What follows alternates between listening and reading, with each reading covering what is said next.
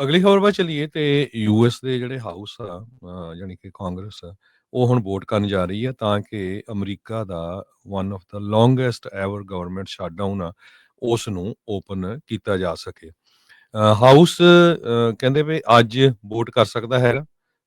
ਇਸ ਸਬੰਧ ਦੇ ਵਿੱਚ ਮਾਈਕ ਜੌਨਸਨ ਹੋਣਾ ਨੇ ਲਾ ਮੇਕਰਸ ਨੂੰ ਜਿਹੜੀਆਂ ਇੰਸਟਰਕਸ਼ਨ ਦਿੱਤੀਆਂ ਹੈਗੀਆਂ ਵੀ ਜਲਦੀ ਤੋਂ ਜਲਦੀ ਵਾਸ਼ਿੰਗਟਨ ਵਾਪਸ ਆ ਜਾਓ, ਕਿਉਂਕਿ ਜਿਹੜਾ ਚੈਂਬਰ ਆਊਟ ਆਫ ਸੈਸ਼ਨ ਆ ਲਗਭਗ 50 ਦਿਨਾਂ ਤੋਂ।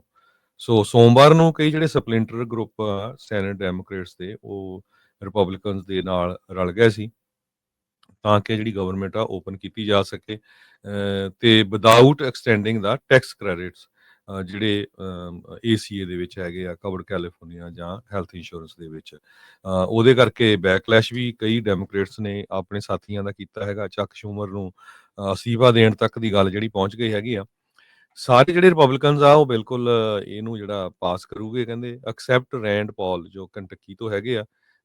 8 ਮੋਡਰੇਟ ਮੈਂਬਰਸ ਡੈਮੋਕ੍ਰੈਟਿਕ ਕਾਕਸ ਦੇ ਤੇ ਜਿਹੜੇ ਰੀਸੈਂਟਲੀ ਰੀ-ਇਲੈਕਟਡ ਹੋਏ ਹੈਗੇ ਆ। ਜਿਹੜੀ ਹਾਊਸ ਵੋਟ ਆ ਔਨ ਡੇ 42 ਸ਼ਟਡਾਊਨ ਦੇ ਵਿੱਚ ਇਹ ਹੋਊਗੀ। ਹੰਡਰਡਸ ਐਂਡ ਥਾਊਜ਼ੈਂਡਸ ਆਫ ਜਿਹੜੇ ਫਰਲੋਡ ਫੈਡਰਲ ਵਰਕਰਸ ਆ ਉਹਨਾਂ ਨੂੰ ਚੈੱਕ ਨਹੀਂ ਮਿਲ ਰਿਹਾ। Millions of American food assistants ਨੂੰ ਲੂਜ਼ ਕਰ ਰਹੇ ਹੈਗੇ ਆ। ਏਅਰਲਾਈਨਸ ਨੇ ਵਾਰਨਿੰਗ ਦਿੱਤੀ ਆ ਟਰੈਵਲਰਸ ਨੂੰ ਕਿ ਡਿਸਰਪਸ਼ਨ ਬਹੁਤ ਜ਼ਿਆਦਾ ਹੋਊਗੀ। ਮੰਗਲਵਾਰ ਨੂੰ ਹਾਊਸ ਦੀ ਜਿਹੜੀ ਰੂਲਸ ਕਮੇਟੀ ਹੈਗੀ ਆ ਉਹਨਾਂ ਨੇ 8 ਦੇ ਮੁਕਾਬਲੇ 4 ਦੇ ਨਾਲ ਪਾਰਟੀ ਲਾਈਨਸ ਦੇ ਨਾਲ ਸੈਨੇਟ ਪੈਕੇਜ ਨੂੰ ਐਡਵਾਂਸ ਕਰ ਦਿੱਤਾ ਹੈਗਾ ਆ। ਤੇ ਇਸ ਸੰਬੰਧ ਦੇ ਵਿੱਚ ਵਰਜੀਨੀਆ ਫੌਕਸ ਇੱਕ ਕਮੇਟੀ ਦੇ ਚੇਅਰ ਹੈਗੇ ਆ, ਉਹਨਾਂ ਨੇ ਡੈਮੋਕ੍ਰੇਟਸ ਨੂੰ ਬਲੇਮ ਕੀਤਾ ਆ ਵੀ ਉਹਨਾਂ ਨੇ ਸ਼ਟ ਡਾਊਨ ਕੀਤਾ ਹੈਗਾ। ਪਰ ਡੈਮੋਕ੍ਰੇਟ ਵਾਰ-ਵਾਰ ਕਹਿ ਰਹੇ ਆ ਵੀ ਅਸੀਂ ਤਾਂ ਹੈਲਥ ਇੰਸ਼ੋਰੈਂਸ ਦੇ ਜਿਹੜੇ ਕ੍ਰੈਡਿਟਸ ਆ ਉਹਨਾਂ ਨੂੰ ਲੈ ਕੇ ਸਾਡਾ ਜਿਹੜਾ ਮੇਨ ਮੁੱਦਾ ਸੀ, ਪਰ ਹੁਣ ਉਹਦੇ ਤੋਂ ਵੀ ਜਿਹੜੇ 8 ਜਣੇ ਪਿੱਛੇ ਹਟ ਗਏ ਹੈਗੇ ਆ। ਸੋ ਹੋਪਫੁਲੀ ਅੱਜ ਜਾਂ ਕੱਲ ਇਹਦੇ ਤੇ ਵੋਟ ਹੋ ਸਕਦੀ ਆ। ਜੋ ਰਿਪਬਲਿਕਨਸ ਆ 2 ਤੋਂ ਵੱਧ ਵੋਟਾਂ ਨਹੀਂ ਉਹ ਲੂਜ਼ ਕਰ ਸਕਦੇ।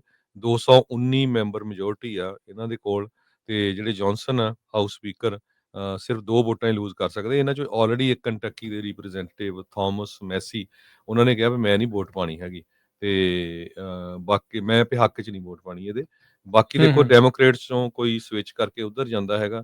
ਅਰਲਿੰਗਟਨ ਨੈਸ਼ਨਲ ਸਿਮੈਂਟਰੀ ਜੋ ਹੈਗੀ ਆ ਉੱਥੇ ਕੱਲ ਵੈਟਰਨਸ ਡੇ ਦੇ ਉੱਤੇ ਪ੍ਰੈਜ਼ੀਡੈਂਟ ਟਰੰਪ ਉਹਨਾਂ ਨੇ ਜੌਨਸਨ ਨੂੰ ਇੱਕ ਤਰ੍ਹਾਂ ਦੇ ਨਾਲ ਵਧਾਈਆਂ ਦਿੱਤੀਆਂ ਵੀ ਕਹਿੰਦੇ ਵੀ ਇਹ ਸੈਨੇਟ ਦੇ ਵਿੱਚੋਂ ਇਹ ਬਿੱਲ ਦਾ ਪਾਸ ਹੋ ਜਾਣਾ ਇਹ ਇੱਕ ਬਹੁਤ ਵੱਡੀ ਜਿੱਤ ਹੈਗੀ ਆ। ਤੇ ਨਾਲ ਹੀ ਉਹਨਾਂ ਨੇ ਇਹ ਕਿਹਾ ਆਪਾਂ ਆਪਣੇ ਮੁਲਕ ਨੂੰ ਖੋਲ੍ਹਣ ਜਾ ਰਹੇ ਆ ਜਿਹੜਾ ਕਿ ਪਹਿਲਾਂ ਕਦੇ ਵੀ ਬੰਦ ਨਹੀਂ ਹੋਣਾ ਚਾਹੀਦਾ ਸੀ। ਜੀ। ਕੱਲ ਵੀ ਆਪਾਂ ਜਿਹੜਾ ਦੱਸਿਆ ਸੀਗਾ ਵੀ ਜਿਹੜੀ ਨਵੀਂ ਰਿਪਰੈਜ਼ੈਂਟੇਟਿਵ ਇਲੈਕਟ ਉਸ ਨੇ ਸਹੁੰ ਜਿਹੜੀ ਉਹ ਚੁਕਾਈ ਜਾਣੀ ਆ। ਉਸ ਮਾਮਲੇ ਦੇ ਵਿੱਚ ਇਹ ਜਿਹੜਾ ਪਤਾ ਲੱਗ ਰਿਹਾ ਵੀ 218ਵੀਂ ਵੋਟ ਹੋਣ ਦੇ ਨਾਲ ਜਿਹੜੇ ਸਿਗਨੇਚਰ ਹੋ ਜਾਣਗੇ ਲਾਅ ਮੇਕਰਸ ਦੇ, ਤੇ ਉਹਦੇ ਨਾਲ ਜਿਹੜੀ ਆ ਜਸਟਿਸ ਡਿਪਾਰਟਮੈਂਟ ਆ ਉਹਨਾਂ ਨੂੰ ਜੈਫਰੀ ਐਪਸਟੀਨ ਦੀਆਂ ਕੇਸ ਫਾਈਲਸ ਆ ਉਹ ਰਿਲੀਜ਼ ਕਰਨੀਆਂ ਪੈ ਸਕਦੀਆਂ ਆ।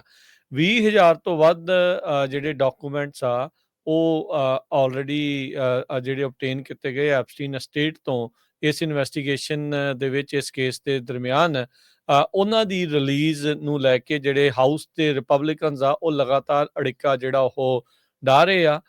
ਟਰੰਪ ਪ੍ਰਸ਼ਾਸਨ ਖੁਦ ਇਸ ਦੇ ਵਿੱਚ ਉਲਟ ਚੱਲ ਰਿਹਾ ਆਪਣੇ ਕੈਂਪੇਨ ਦੇ ਉਲਟ ਹੀ।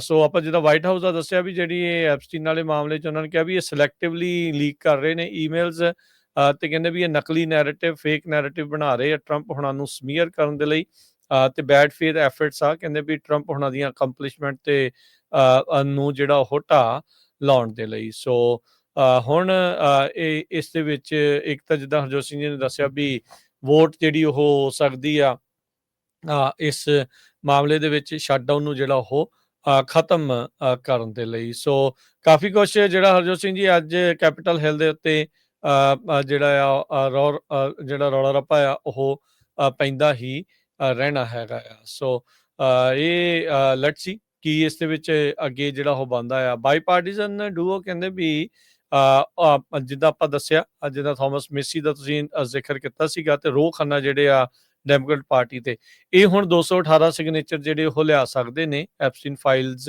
ਨੂੰ ਰਿਲੀਜ਼ ਕਰਨ ਦੇ ਲਈ। ਜਿਹੜਾ ਉਹ ਜ਼ੋਰ ਜਿਹੜਾ ਉਹ ਲਗਾਤਾਰ ਇਹਨਾਂ ਦੇ ਵੱਲੋਂ ਪਾਇਆ ਜਿਹੜਾ ਉਹ ਜਾ ਸਕਦਾ ਹੈਗਾ ਆ। ਸੋ ਇਹ ਲੈਟਸ ਸੀ ਕੀ ਇਸ ਦੇ ਵਿੱਚ ਬਣਦਾ ਹੈ, ਪਰ ਕੈਪੀਟਲ ਹਿੱਲ ਦੇ ਉੱਤੇ ਹਰਜੋਤ ਸਿੰਘ ਜੀ ਅੱਜ ਕਾਫੀ ਰੌਲਾ ਰੱਪਾ ਆ ਉਹ ਪੈਂਦਾ ਰਹਿਣਾ ਹੈ। ਸੋ ਸਿੰਘ ਜਿਹੜੇ ਉਹ ਫਸਦੇ ਰਹਿਣੇ ਆ। ਸ਼ਟਡਾਊਨ ਹੁਣ ਪਹਿਲੋਂ ਖੁੱਲਦਾ ਆ ਜਾਂ ਇਹ ਫਾਈਲਸ ਦਾ ਜਿਹੜਾ ਮਾਮਲਾ ਆ ਇਹ ਮੋਰੇ ਆ ਜਾਂਦਾ ਆ। ਇਹ ਸਮਾਂ ਜਿਹੜਾ ਹੁਣ ਕੁਝ ਘੰਟਿਆਂ ਦੇ ਵਿੱਚ ਪਤਾ ਲੱਗੇਗਾ।